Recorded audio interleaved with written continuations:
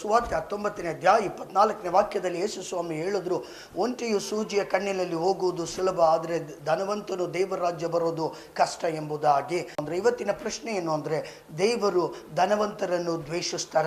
ದೇವರಿಗೆ ಧನವಂತರು ಪರಲೋಕಕ್ಕೆ ಬರೋದು ಇಷ್ಟ ಇಲ್ವಾ ಎನ್ನುವುದೇ ಇವತ್ತಿನ ಪ್ರಶ್ನೆ. ಈ ಪ್ರಶ್ನೆಗೆ ಉತ್ತರ ಹುಡುಕೋಣಂತೆ. ಬೈಬಲ್ ಪಂಡಿತರು ಹೇಳಿದ್ರು, ಇದು ಒಂದು ತಪ್ಪಾದ ಭಾಷಾಂತರದಲ್ಲಿ ತಪ್ಪಾಗಿದೆ ಎಂಬುದಾಗಿ.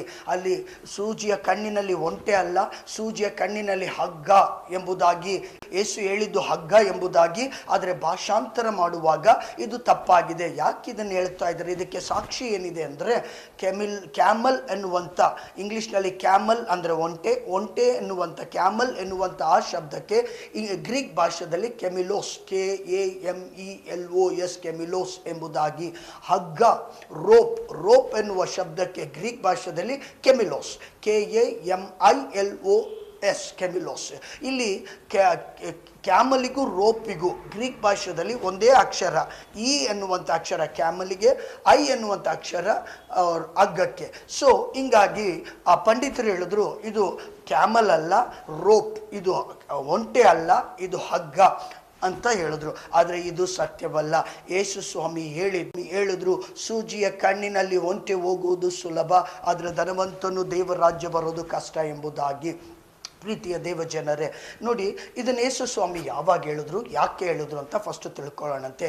ಯೇಸು ಸ್ವಾಮಿ ಈ ಮಾತನ್ನು 16ನೇ ವಾಕ್ಯ ಓದಿದ್ರೆ, ಒಬ್ಬ ಧನವಂತ ಯವನಸ್ಥನು ಯೇಸು ಸ್ವಾಮಿ ಹತ್ರ ಬಂದು, ಯೇಸುವೆ, ನಾನು ನಿತ್ಯ ಜೀವ ಹೊಂದಿಕೊಳ್ಳಬೇಕು ಅಂದರೆ ನಾನು ಏನು ಮಾಡಬೇಕು ಅಂದಾಗ ಯೇಸು ಸ್ವಾಮಿ ಹೇಳಿದ್ರು, ನೀನು ದೇವರು ಮೋಶೆಗೆ ಕೊಟ್ಟಂಥ ದಶಾಜ್ಞೆಗಳನ್ನು ಕೈಗೊಂಡು ನಡಿ ಎಂಬುದಾಗಿ. ಆಗ ಆ ಯವನಸ್ಥನು ಯೇಸುವಿಗೆ ಹೇಳ್ತಾ ಇದ್ದಾನೆ, ಇದನ್ನು ನಾನು ಬಾಲ್ಯದಿಂದಲೂ ಮಾಡ್ತಾ ಇದ್ದೀನಿ ಯೇಸುವೆ ಎಂದಾಗ ಯೇಸು ಹೇಳಿದ್ರು, ನಿನ್ನ ಐಶ್ವರ್ಯವನ್ನು ನೀನು ಮಾರಿ ಅದನ್ನು ಬಡವರಿಗೆ ಕೊಟ್ಟು ನನ್ನನ್ನು ಹಿಂಬಾಲಿಸು ಅಂತ ಹೇಳಿದ ಮೇಲೆ ಯೇಸು ತನ್ನ ಶಿಷ್ಯರ ಕಡೆಗೆ ತಿರುಗಿ ಯೇಸು ಹೇಳಿದ್ರು, ಈ ಮಾತನ್ನು ಯೇಸು ಹೇಳಿದ್ರು.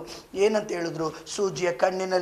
ಸೂಜಿಯ ಕಣ್ಣಿನಲ್ಲಿ ಒಂಟೆ ಹೋಗುವುದು ಸುಲಭ, ಅದರ ಧನವಂತನು ದೇವರ ರಾಜ್ಯ ಪ್ರವೇಶಿಸುವುದು ಕಷ್ಟ ಎಂಬುದಾಗಿ.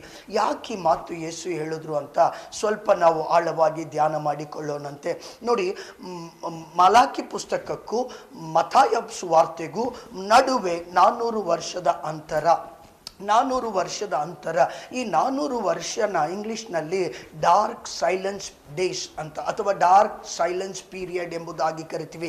ಯಾಕೆ ಡಾರ್ಕ್ ಸೈಲೆನ್ಸ್ ಪೀರಿಯಡ್ ಎಂಬುದಾಗಿ ಕರಿತೀವಿ ಅಂದರೆ, ಆ ದಿನಗಳಲ್ಲಿ ದೇವರ ಸ್ವರ ಇರಲಿಲ್ಲ, ಆ ದಿನಗಳಲ್ಲಿ ದೇವರ ವಾಕ್ಯ ಇರಲಿಲ್ಲ, ಆ ದಿನಗಳಲ್ಲಿ ದೇವರ ಪ್ರವಾದನೆ ಇರಲಿಲ್ಲ, ಆ ದಿನಗಳಲ್ಲಿ ಪ್ರವಾದಿಗಳಿರಲಿಲ್ಲ, ದೇವರು ಮನುಷ್ಯನೊಟ್ಟಿಗೆ ಆ ದಿನಗಳಲ್ಲಿ ಮಾತಾಡಿರಲಿಲ್ಲ.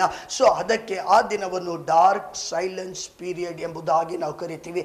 ಈ ಡಾರ್ಕ್ ಸೈಲೆನ್ಸ್ ಪೀರಿಯಡ್ 400 ವರ್ಷದಲ್ಲಿ ಅನೇಕರು ತಮಗೆ ಮನಸ್ಸಿಗೆ ಬಂದ ಹಾಗೆ ಅವರು ಅನೇಕರು ಪುಸ್ತಕಗಳನ್ನು ಬರೆಯಲು ಆರಂಭಿಸಿದರು. ಸತ್ಯವೇದದ ಭಾಗಗಳನ್ನು ಅಂತ ಹೇಳಿ ತಾವು ಅದನ್ನು ಬರೆಯೋದಕ್ಕೆ ಹೇಳಿದ್ರು.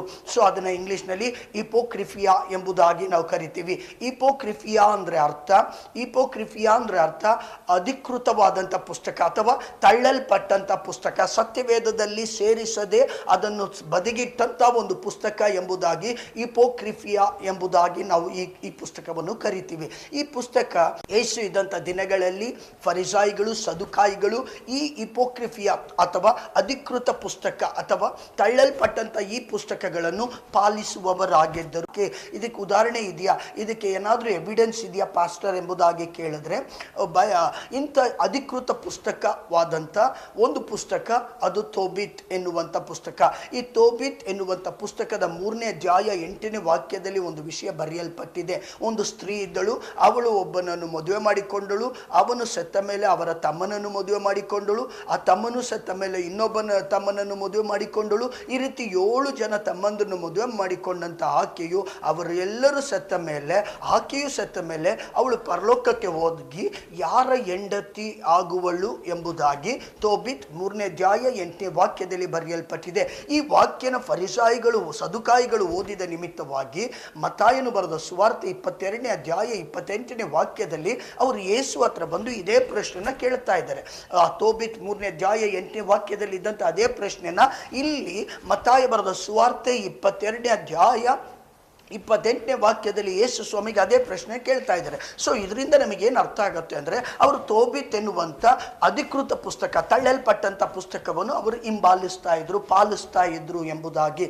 ಸೊ ಈಗ ತೋಬಿತ್ ಅದೇ ಪುಸ್ತಕದ 12ನೇ ಅಧ್ಯಾಯ 9ನೇ ವಾಕ್ಯದಲ್ಲಿ, ತೋಬಿತ್ ಎನ್ನುವಂಥ ಪುಸ್ತಕದ 12ನೇ ಅಧ್ಯಾಯ 9ನೇ ವಾಕ್ಯದಲ್ಲಿ ಒಂದು ಮಾತು ಬರೆಯಲ್ಪಟ್ಟಿದೆ. ಅದೇನೆಂದರೆ, ಧನವಂತನು ತನ್ನ ಐಶ್ವರ್ಯವನ್ನು ಮಾರಿ ಬಡವರಿಗೆ ಕೊಟ್ಟರೆ ಅವನ ಪಾಪಗಳೆಲ್ಲ ತೊಳೆಯಲ್ಪಡತ್ತೆ ಎಂಬುದಾಗಿ. ಸೊ ಅದನ್ನೇ ಪಾಲಿಸಿದಂಥ ತೋಬಿತ್ 3ನೇ ಅಧ್ಯಾಯ 9ನೇ ವಾಕ್ಯನ ಪಾಲಿಸಿದವರು ಇದನ್ನು ಪಾಲಿಸ್ತೇ ಇರ್ತಾರ.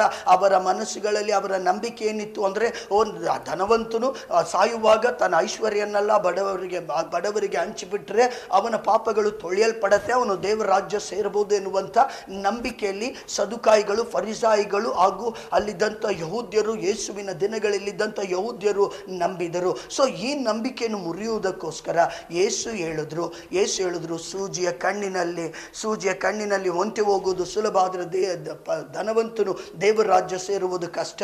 ಅಂದರೆ ಅರ್ಥ ಏನು ಅಂದರೆ, ದಾನ ಧರ್ಮದಿಂದ ಮನುಕುಲದ ಪಾಪ ತೊಳೆಯಲ್ಪಡುವುದಿಲ್ಲ, ಯೇಸು ಮನುಷ್ಯ ಕುಮಾರನ ರಕ್ತದಿಂದ ಮಾತ್ರ ಪಾಪ ಪರಿಹಾರ ಎನ್ನುವಂಥ ಈ ಸಂದೇಶವನ್ನು ಆ ಜನರಿಗೆ ಹೇಳುವುದಕ್ಕೋಸ್ಕರ, ಆ ದಿನದ ಜನರಿಗೆ ಹೇಳುವುದಕ್ಕೋಸ್ಕರ ಯೇಸು ಈ ಮಾತನ್ನು ಹೇಳಿದ್ರು. ನೋಡಿ, ಕೊನೆಯ ವಾಕ್ಯ 19ನೇ ಅಧ್ಯಾಯದಲ್ಲಿ ಯೇಸು ಈ ಮಾತು ಶಿಷ್ಯರಿಗೆ ಹೇಳಿದಾಗ ಶಿಷ್ಯರು ಅತಿ ಆಶ್ಚರ್ಯಪಟ್ಟರು. ಯಾಕೆ ಆಶ್ಚರ್ಯಪಟ್ಟರು?